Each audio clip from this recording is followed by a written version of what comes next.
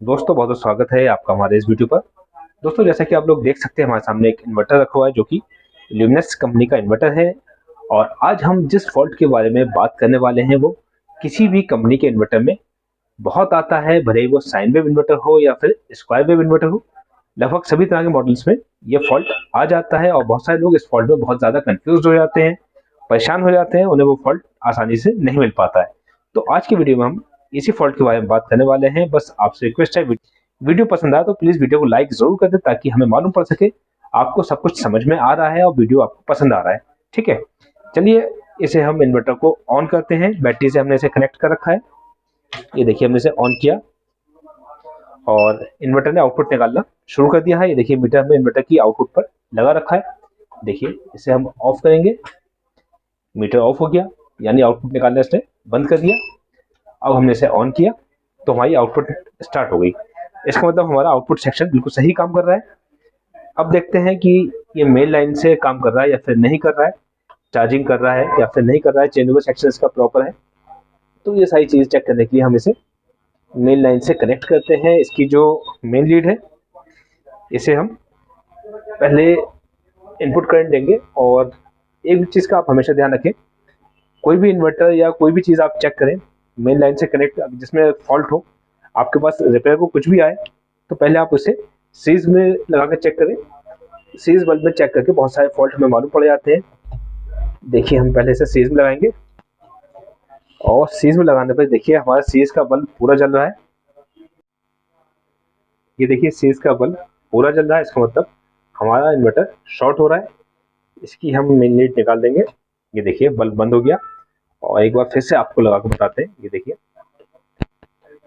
Bulb पूरा चल रहा है और इन्वर्टर हमारा मेन सेंस नहीं कर रहा है। इसका मतलब इन्वर्टर में हमारे फॉल्ट है, कहीं ना कहीं इन्वर्टर प्रॉब्लम कर रहा है। और अब हमें ये देखना है कि फॉल्ट कहाँ पर है। अगर देखिए मान लीजिए हम इस इन्वर्टर की लीड को अगर सीरीज में लगा के चेक नहीं करते, डायरेक्ट मेन लाइन में लगाने पर इसमें फॉल्ट ये आता है कि हम जिस बोर्ड में भी लगाते हैं उस बोर्ड में शॉर्ट सर्किट हो जाता, हो सकता है हमारी पूरी लाइन शॉर्ट हो जाती और बहुत सारी दिक्कत आने के चांस रहता है। कोई एमसीबी लगी होती है इनपुट पर तो एमसीबी बार बार ट्रिप होती है, फ्यूज लगा होता है, फ्यूज बार बार होता। तो इसमें बहुत सारे लोग कंफ्यूज होते हैं इसे चेक कैसे करें, क्योंकि जब तक इसे करंट नहीं देंगे चेक नहीं कर पाएंगे। और चेक करने से वो बात नहीं बन पाती है, क्योंकि जब हमसे लगाते लगाते साथ ही फ्यूज उड़ जाता है या फिर सीरीज का बल्ब जलना शुरू हो जाता है तो ये फॉल्ट आ जाता है, टेस्टिंग में दिक्कत आती है। अब आपको बताते हैं एक्चुअल फॉल्ट होता कहाँ पर है। ये देखिए जरूरी नहीं कि माइक्रोटेक का इन्वर्टर हो, सुकेम है, ल्यूमिनस है या कोई सा भी इन्वर्टर है उसमें ये फॉल्ट आ जाता है। उसके लिए जिम्मेदार है केवल एक ये पार्ट इसका। ये देखिए आपने अक्सर इन्वर्टर में लगा हुआ देखा होगा दोस्तों, ये बैरिस्टर बहुत काम की चीज़ है। और ये जो लगा होता है ये किसी भी इन्वर्टर की इनपुट पर यानी न्यूट्रल और फेस पर कनेक्ट रहता है। यानी इसकी एक लेग फेस पर कनेक्ट रहती है और एक लेग इसकी डायरेक्ट न्यूट्रल पर कनेक्ट रहती है। इसका काम ये रहता है कि जब भी हाई वोल्टेज वगैरह आए और इसकी रेंज से ज़्यादा वोल्टेज हो जाए तो उस कंडीशन में ये शॉर्ट हो जाता है। ये शॉर्ट होने के बाद ये मेन लाइन इन्वर्टर के अंदर नहीं जाने देता है, जिससे इन्वर्टर हाई वोल्टेज से सेफ रहता है। ये खराब हो जाता है लेकिन अपने इन्वर्टर को सेफ कर देता है। ठीक है, और उसमें दिक्कत एक ये आती है जब ये शॉर्ट हो जाता है तो हम जिस बोर्ड में भी इन्वर्टर लगाते हैं उस बोर्ड में शॉर्ट सर्किट होता है। शॉर्ट सर्किट इसलिए होता है क्योंकि न्यूट्रल और फेस दोनों आपस में कनेक्ट हो जाते हैं। और ये वेस्टर क्या है, कैसा वर्क करता है, पूरा प्रोसेस क्या है, तो ये हम आपको आगे की वीडियो में बता रहे हैं। बस आप वीडियो पूरा देखिएगा, आपको बहुत अच्छे से समझ में आएगा। और ज़रूरी नहीं कि वेस्टर आपको यहाँ पर फ्यूज़ पर लगा हुआ दिखाई पड़े, ये बहुत सारे इन्वर्टर में एक किट में भी लगा होता है, जहाँ पर किट के अंदर न्यूट्रल और फेज जाता है। बहुत सारे माइक्रोटेक के इन्वर्टर में ये किट में लगा रहता है। तो कभी भी आपके सामने फॉल्ट आए इस तरीके का तो आप सीधे इस वेस्टर को चेंज कीजिए।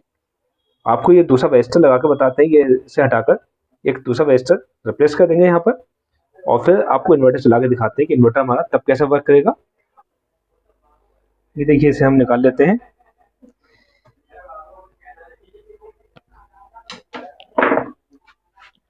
ये देखिए अब हम यहाँ पर दूसरा वेस्टर लगा देंगे,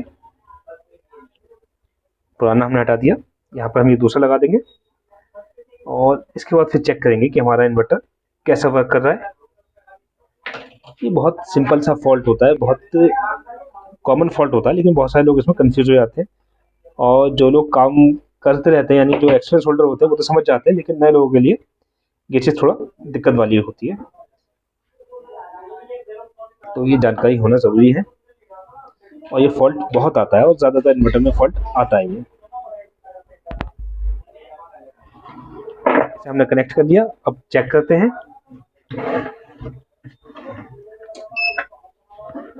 ये देखिए इन्वर्टर को हमने ऑन किया, बैटरी डाउन है अभी थोड़ी, तो उसे हम चार्जिंग करेंगे।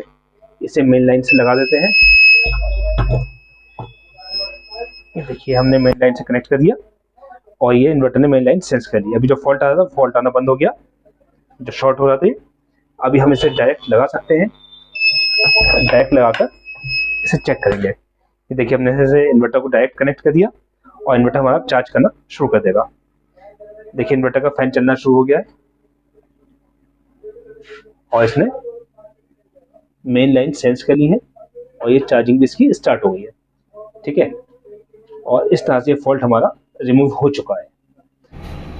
दोस्तों कई बार ऐसा होता है कि ये रजिस्टर अवेलेबल नहीं होता है हमारे पास और हमें पीस रिपेयर करना होता है, जल्दी होती है, तो उस कंडीशन में आप इसे डिस्कनेक्ट कर सकते हैं, यानी बिल्कुल हटा सकते हैं। तब भी हमारे इन्वर्टर पर कोई फ़र्क नहीं पड़ेगा और हमारा इन्वर्टर अच्छे से काम करेगा। लेकिन उस कंडीशन में आगे कभी हाई वोल्टेज वगैरह हुए तो फिर वो सेफ्टी वाली बात खत्म हो जाएगी, लेकिन इतनी ज़रूरत नहीं पड़ती है। ठीक है, आप इसे हटाकर भी काम चला सकते हो।